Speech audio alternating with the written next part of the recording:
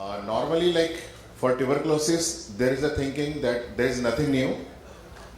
Old diagnostic tools, old medicines, but very soon things are going to change. The newer drugs are coming up, newer diagnostic tools are coming up. So I'll be more focusing on those things only. Rest, I think we can skip and we can further go ahead. So there is no much disclosures. About tuberculosis, nothing much to say. We all know about our that India has the highest incidence of tuberculosis in the world. We are almost has got 23% of the population which is suffering. 23% of total tuberculosis cases are found in India. That's very, very high. Second is 10%, and third is another 10%. So Indonesia, Nigeria, they come after India. So India is far ahead in tuberculosis burden. MTB infection, we all know, like MTB bacteria, they reach end of the lung alveoli, they're ingested by macrophage, and then they're swallowed and they live in the body. But the new concept which has recently developed, that MTB bacteria, they're inhaled, they actually get attached to the M cell, which are microfold cells in the airway, and they finally travel to the lymph nodes and maybe beyond. Diagnosis of tuberculosis has been very questionable thing. In many times in our practice, we often find AFB and sometimes we don't find AFB. So diagnosis is a very important tool. The latent infection, if it's there, we can have TST or we have gamma interferon. In an active tuberculosis, history, clinical examination, radiological features, bacterial evaluation, molecular methods like detection, identification, detection of resistance, conventional diagnostic tools like smear and culture, interferons, BACTEC, MGIT, these are the new things. Expert MTB, we have been using it a lot. This is available now in India. This is a very beautiful PCR method where we can have an immediate diagnosis within 2 hours. And we even come to know about the rifampicin resistance. It's a very small machine and very easily accessible. So you can always ask for a gene expert analysis in a sample submitted. So there is always a limitation in all diagnosis, like sputum examination, skin prick test, and gene expert. But ultimately they all contribute to underdiagnosis or overdiagnosis or delayed diagnosis. So there are certain unmet needs in the diagnosis of tuberculosis. So looking to all these needs, we need a different way of diagnosing tuberculosis. And this is a molecular method of diagnosis where you need not to have a sample of a sputum. You can diagnose that thing from a blood, the serum. So these three tests has come up recently internationally and they have been approved by WHO. This is a Khatri test. Dr. Khatri is basically from India. He is a researcher. He is in the USA. He has got a team of doctors. They have actually given this test, and it's a very economical test. And this is very easy to run because the machine which is to be run is very small. It has 3 genes are identified. One is GBP5, DUSP3, and KLF2.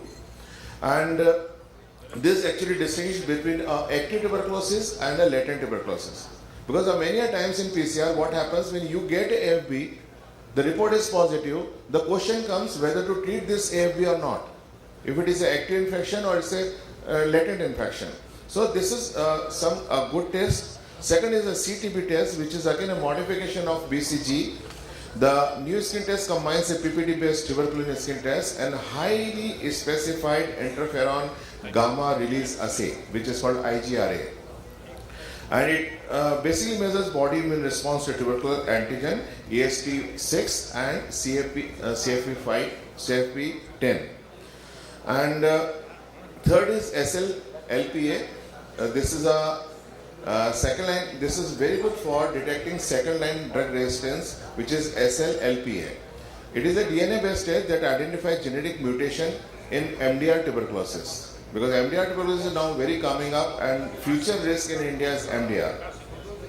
So it is a very rapidly diagnostic test, identify MDR rifampicin resistance, and the advantage is you can have results of MDR in 24 to 48 hours.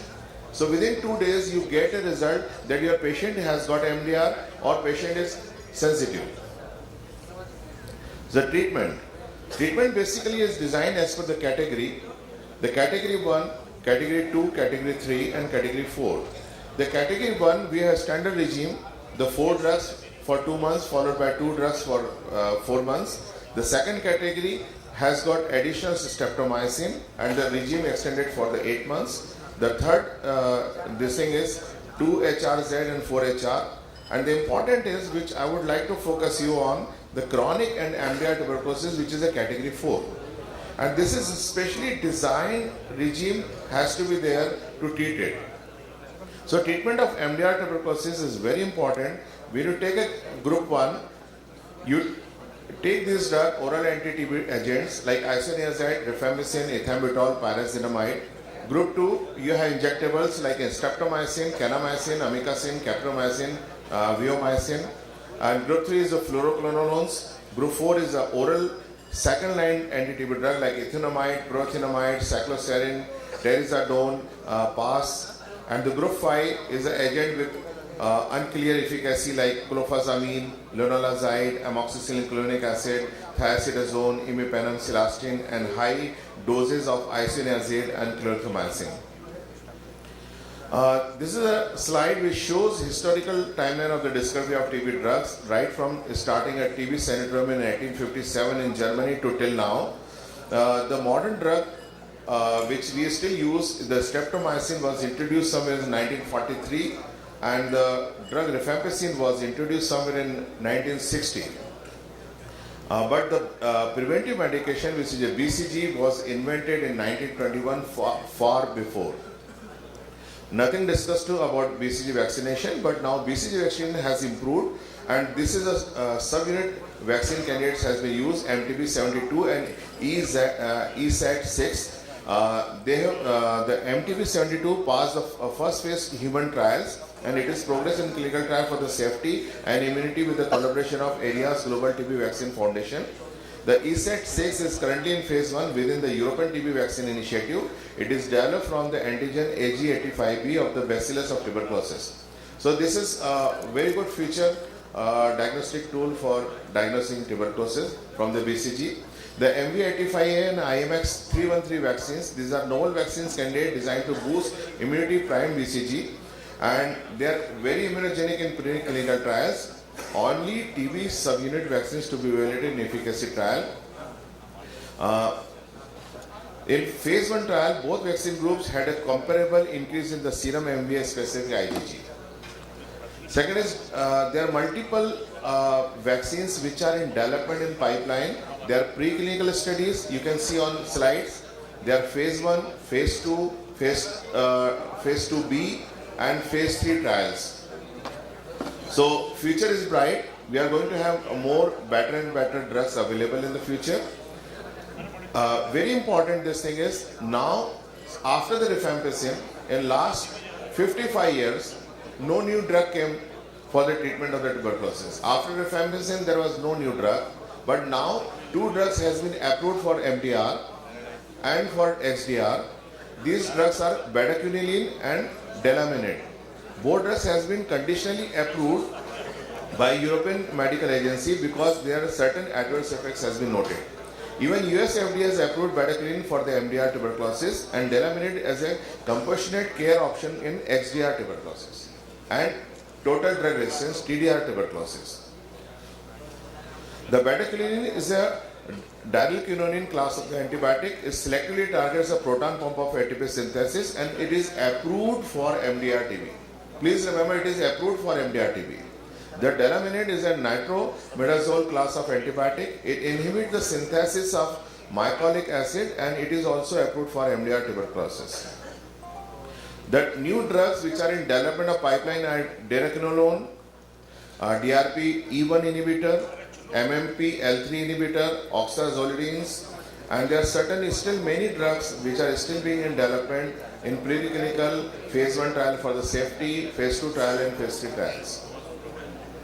Some promising new drugs under development are Q203, PBTZ 169, TCA1, SQ109, SQ9. So the new update as per WHO guideline on MDR tuberculosis, regrouping of the drug is fluoroquinolones, second line injectables, other course second line drugs and add-on drugs. Please focus on add-on drugs in MDR, that is D1, D2 and D3. D1 is pyrazinamide, ethambutol and high dose isoniazid, while D2 is bedaquiline and delaminate. In D3 there is a PAS, imipenem, silastine combination, meropenem, amoxicillin clavinic acid and thiacetazone. So update on new WHO guidelines for MDR TB is basically rifampicin resistant patient when it is diagnosed during intensive phase, a regimen with at least 5 effective tuberculosis drugs should be given, minimum 5. Second is pyrazinamide and 4 core second line TB drugs should be added, like 1 fluoroquinolone and 1 from injectable and at least 2 from other core drugs. And the minimum effective TB medicine can be composed is above. An agent from the group D2 and other agent from D3 may be added to bring down total drug of 5.